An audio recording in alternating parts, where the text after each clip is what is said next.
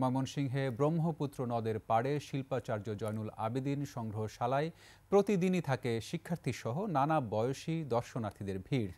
গুণী এই শিল্পীর শিল্পকর্ম দেখতে পেয়ে যেন দারুণ খুশি তারা। তবে সংগ্রহশালাকে আরও আধুনিকায়নের দাবি দর্শনার্থীদের।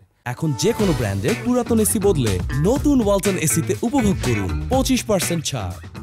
ময়মনসিংহ বিভাগীয় প্রতিনিধি আতাউর রহমান জুয়েলের তথ্যচিত্রে ডেস্ক রিপোর্ট। বৃহত্তর ময়মনসিংহের কিশোরগঞ্জে 1914 সালের 29 ডিসেম্বর জন্মগ্রহণ করেন আন্তর্জাতিক খ্যাতিসম্পন্ন চিত্রশিল্পী শিল্পাচার্য জয়নুল আবেদিন। তার জীবনের বড় অংশ কেটেছে ময়মনসিংহ শহরে। ব্রহ্মপুত্র নদের সাথে এই চিত্রশিল্পীর সম্পর্ক গভীর, যা তার সৃষ্টিকর্ম থেকে সহজেই বোঝা যায়। শিল্পাচার্যের এসব সৃষ্টিকর্ম নিয়ে ব্রহ্মপুত্রের কোল ঘেঁষে নির্মাণ করা হয় জয়নুল আবেদিন সংগ্রহশালা।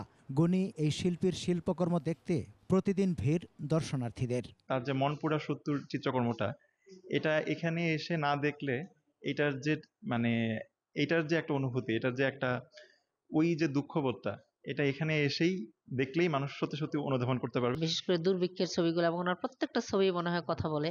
এখানে দেখতে পারছি আমরা খাট আছে, তার ব্যবহার করা পোশাক আছে, এগুলো নতুন। এখানকার শিল্পকর্ম দেখে ভালো লাগলো, যেহেতু আমরা প্রথমবার আসছি।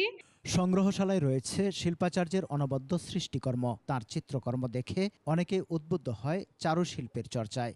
জয়নুল আবেদিন সংগ্রহশালা ঘিরে সাংস্কৃতিক বলয় গড়ে তোলার দাবি তাদের। ঢাকা চারুকলা বলেন, নজরুল বিশ্ববিদ্যালয় বলেন, চিটাং বলেন, ময়মনসিংহের প্রচুর ছেলে মেয়ে ওই চারুকলার এডুকেশনে শিক্ষিত হচ্ছে। এইটা তো হচ্ছে জয়নুলেরই অবদান। শিল্পী জয়নুল আবেদিনের ব্যবহার করা নানা জিনিসপত্রের সংযোজন ঘটেছে এখানে। সুযোগ সুবিধা আরও বাড়ানোর কথা জানান সংগ্রহশালার এই কর্মকর্তা। শিল্পের যতগুলো অংশ আছে সেগুলো ওর চর্চা এখানে হবে।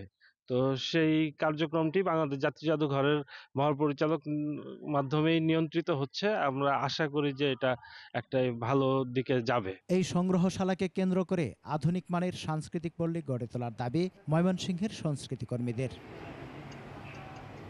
সামার ইসলাম, ডেস্ক রিপোর্ট, 21 টেলিভিশন।